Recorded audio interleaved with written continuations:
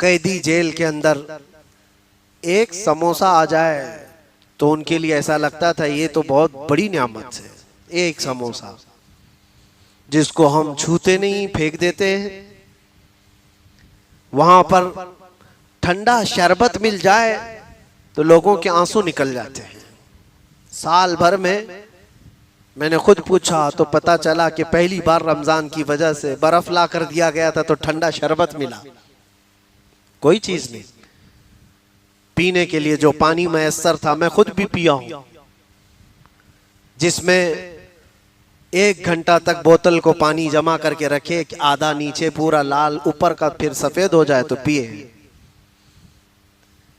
मैं ये इसलिए नहीं अर्ज कर रहा कि हम किस हालत से गुजरे, इसलिए अर्ज कर रहा हूं कि नियामतों की नाशुक्री ना करो जो तुम्हारे पास आज मौजूद है। अल्लाह तबारक व तआला जो तुम्हें खिला रहा है और पिला रहा है इसकी नाशुक्री ना करो। और एक बात याद रखो, जितना दोगे उतना बढ़ता चला जाएगा। यकीन रखो अल्लाह की जात पर। मौला अली करमल्लाहु वजहुल करीम फरमाते हैं कि अल्लाह तबारक व तआला ने इजाफा जो है, माल में इजाफा वो सखावत में रखा है, और बंदा जो है बैंक में रखने को समझता है, जमा करने को। और क्या सोचते हैं पता है, अरे बुरे वक्त के लिए कुछ तो जमा के रखना चाहिए, बुरे वक्त के लिए कुछ तो माल जमा करके रखना चाहिए। तूने दिमाग से खुद ही तय कर लिया बुरा वक्त आएगा तो वह आ जाता है। क्यों सोचते हो बुरे वक्त के लिए? वो पालनहारे हकीकी रब्बे जुल जलाल जो आज तुम्हें खिला रहा है वो कल भी खिलाने पर कादिर है। और जब उसका हुक्म है दो, उसका हुक्म है दो, तो गरीबी किस बात की, किस तरह की का फाका अल्लाह करीम के हुक्म पर कर रहे हो, हमारी बातों पर नहीं। बनी इसराइल की एक बात याद आती है। एक बड़ा बखील आदमी भी था, सेठ तो था, पैसा बहुत था, लेकिन कंजूस बहुत था। लेकिन उसके घर में बिल्कुल अपोजिट उसकी बेटी थी, जवान बेटी, वो सखावत बहुत करती थी। बाप को सख्त नफरत थी इस चीज। कंजूस आदमी हमेशा सखी लोगों से चिढ़ता है, उसको लगता है ये सब फजूल खर्ची करते हैं, क्यों देते हैं इनको। उसको बार बार यही लगता है इनको नहीं देना चाहिए, गरीबों को, मिस्किनों को। ये सब अय्याशी करते हैं, ये फलां करते हैं, वो करते हैं, 1000 तरह के उसके पास वजूहात होते हैं नहीं खर्चा करने के। और सखी के पास कोई वजह नहीं होती, वो देता है और उसके बाद ये सोचता है उसकी जिंदगी है, अल्लाह ने तो सिर्फ ये कहा है दे दो, ये नहीं फरमाया मौत तक उसके पीछे लगे रहो, कहां खर्चा करता है देखते रहो। अल्लाह ने ये हुक्म नहीं दिया है, दे दो, और वो कहां खर्च कर रहा है उसका जिम्मेदार वो है। बनी इसराइल की वो लड़की खैरात कर देती थी। एक बार ऐसा हुआ कि उसका बाप माल को बहुत महफूज जगह पर जमा करके रखता था। एक दिन वो अपने माल को महफूज जगह बंद करना भूल गया और घर में सखी बैठी हुई थी। इत्तेफाक से उस दिन कोई फकीर आया, वो जमा किया हुआ जितना था उठा करके उसने दे दिया।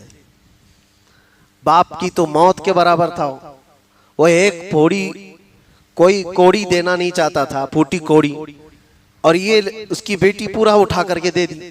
इतना गुस्सा आया उसके बाप, आया और आ करके उसने तेज एक तलवार लेकर उसका हाथ ही काट दिया, अपनी बेटी का हाथ काट दिया। जब हाथ कट गया, जालिम बखालत में कभी कभार आदमी ऐसा ही हैवान बनता है। दर्द से शिद्दत से तड़पती रही। उसके बाद जैसे भी इलाज मुआलजे के बाद, हाथ तो कटा हुआ था, हाथ कटा हुआ था। अब उसी कटे हुए हाथ के साथ तो जी रही थी। जब जवान हो गई, अब रिश्ते तो आते हैं, शादी भी होनी है। वो ऐब है लड़की के अंदर, एक कटा हुआ हाथ, उसको कौन शादी करे। इतनी हसीन और जमील खूबसूरत सब कुछ है उसके पास, लेकिन हाथ नहीं। इत्तेफाक ऐसा था कि एक बहुत बड़ा शहजादा था, उसको ये पसंद आ गई, बड़ा मालदार भी था, और उसने कहा कि मैं इस खातून से शादी करूंगा। वो बहुत बड़े घर का शहजादा था, रईस ज़ादा था।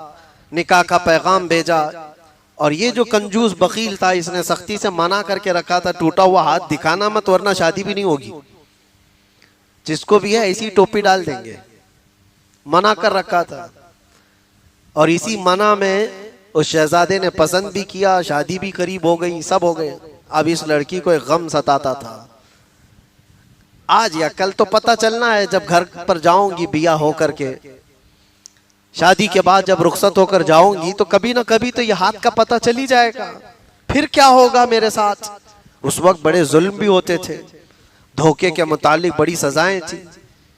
वो खातून लड़की बड़ी डरी हुई भी थी। बहरहाल शादी हो गई, डोली सज संवर करके दूल्हे के घर चली गई। जब वो दुल्हन अपने दूल्हे के घर आई तो अब बात ये थी कि रात को जब दस्तरखान बिछा दिया गया खाने के लिए, पहला दस्तरखान, दूल्हा भी बैठा है, उसके घर वाले भी बैठे हैं और दुल्हन बैठी हुई है। अब ये शर्मा रही है, सीधा हाथ कटा हुआ है, खाए तो कैसे खाए। तो उसने, दूल्हे ने कहा चलो खाना शुरू करो। ये नहीं खा रही थी, अपने दुपट्टे के अंदर वो अपना हाथ छुपाए बैठी रही, छुपाए बैठी रही बहुत देर तक।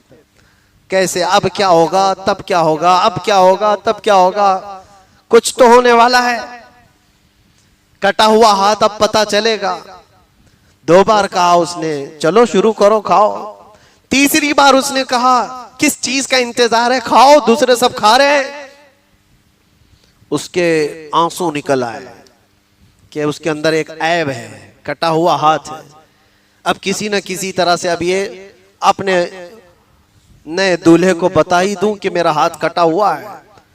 वो जवान दुशीजा रोने को थी, गैब से निदा आती है, ऐ खातून अपना हाथ निकाल। उस हाथ को रब ताला कभी शर्मिंदा होने नहीं देता जो रब के रास्ते में उठा हुआ हो।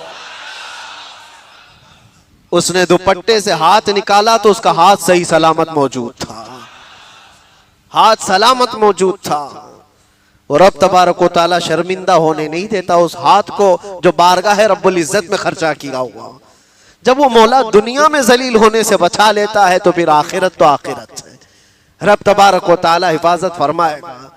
इसलिए आज उम्मत को जिन चीजों की जरूरत है उसके लिए जो माल जमा करके रखते हैं वो भी वही सुन ले। कुरान कहता है वल्लदीना यकनिज़ून अज़्ज़हब वल फिद्दा वला युनफ़िक़ूनहा फ़ी सबीलिल्लाह फ़बश्शिरहुम बिअज़ाबिन अलीम।